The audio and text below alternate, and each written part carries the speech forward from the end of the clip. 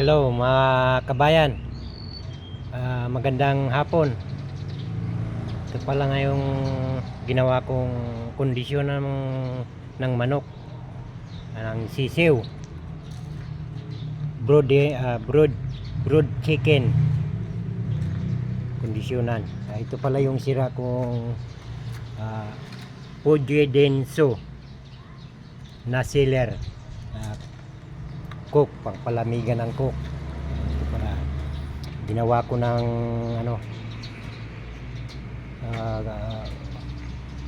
kondisyonan ng mga sisiw,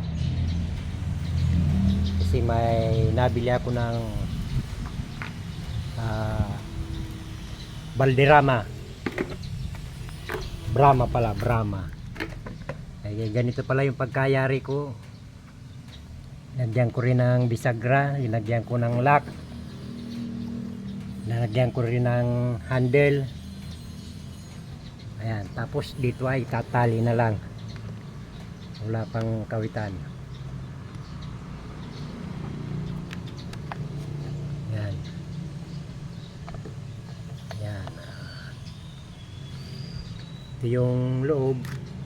Linagyan ko na rin pala ng ilaw temporary na para tinis ko kung nag-sweat. Ito yung loob.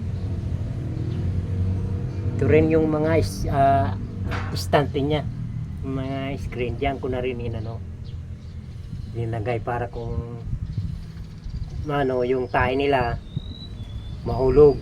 Lalagyan na lang ng kapirasong karton yung pag-aanoan nila pag malilit pa, para hindi mapasok ng hindi lamigin. Lalagyan na rin ng temporary lang yung ilaw na pula. Ito pala yung pagkayari ko. Numpisan kong umaga, ngayon kayayari lang. Mas 4 na. Ayan. Mga sirang Pollo Denso. Ayan. Masarahan. Gusto mo rin meron yung takip din dun sa makina. Ginawa ko na rin ng rito ay sabitan para siya. Kung sakaling malalaki na, parang kamao na kalalaki, di iharang na lang to. Iharang na lang. Hindi na siya papasukin ng daga. Kasi di sa amin maraming daga eh.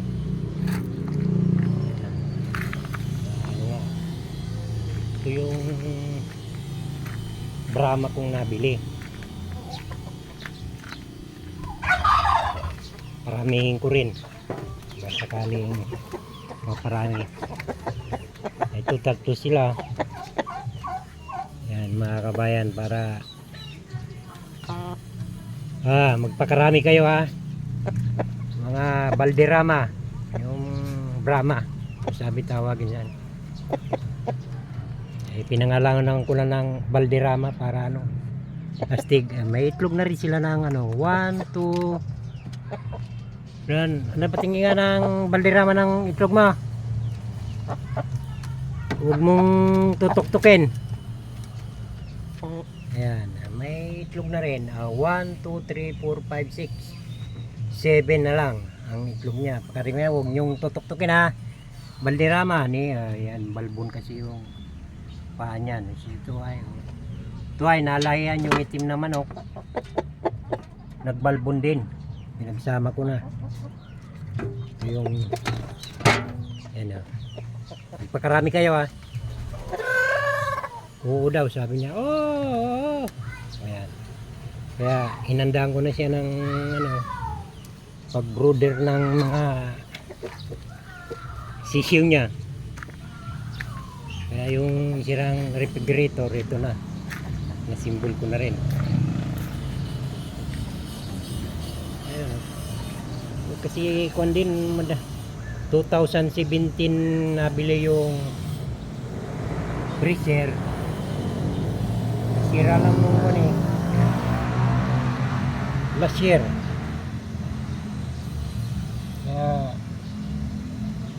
lang ako ng pagano ng mga kuan, naisipan kong gawin ng ano, kondisyon na ng mga sisiw. Ayan, ganyan lang siya pag ano. Kung gusto mo ng sasarado, tatanggalin mo lang to. Ayan. Screw lang yan. Ano ng thick screw. Ayan. Tapos silak mo na lang dito ay. Ayan. Ito ay lalagyan na lang kawit.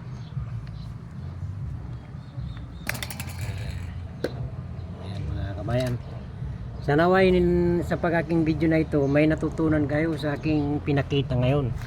Kung may mga sira kayong rape, ayan, pwedeng magawa pala ng kondisyon ng manok. Yung makina, kung ayaw na yun, bininta ko na wala na eh. Napakinabangan pa yung makina. Ibinta pa ng per kilo. Puji Denso ang ano ko. Ito yung mga ano rin. Ito ang shop ko rin. Ito nga, may naka-stock na rin ang cook rito. Sira na rin. Nalagyan ko na lang ng mga ano, ng wire, saka yung mga tools. Yan, yung mga wire para hindi na ano, medyo maraming kalat, hindi na nakalinis.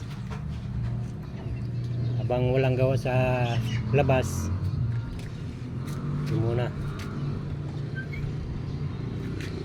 Ito rin yung ano, hindi ko pa naobserbahan yung inasimbol ko rin na ano, yung papisaan ng manok medyo pula. Tinitesting yung ano ng pizza pie, painitan. Ginawa ko rin ng ano, malalaman nyo mga kabayan kung umano siya, magkapisa. Kasi temporary pa lang, bibili pa ng ilaw na ano, yung pang heater talaga. Ito stainless oh. Naka-under naman yung kanyang temperature. Update ko kayo kabayan kung sa mga simbol natin ni gagana. Babalitaan ko kayo. Ayan, mga aking ano, ginawa. Ginatakpan ko para ano, hindi masyado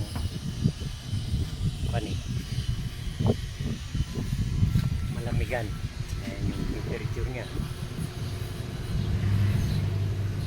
Pag in-scan marami pitik-pitik, pero pag ano naman, wala naman yung mga kabitan natin kabayan.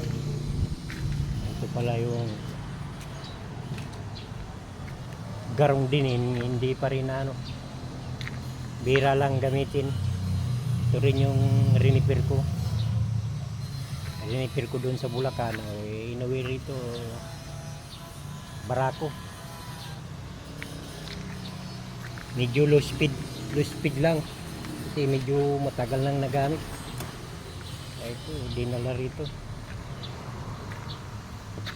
diyan nagagamit, pinagkakargaan lang ano ng soft drinks para ano, batak-batak ng mga katawan niya, para hindi naman na-stock. Naway na mayroon kayo natutunan sa aking ipinakitang DIY na Puji Denso na kondisyon na nating mga sisiw.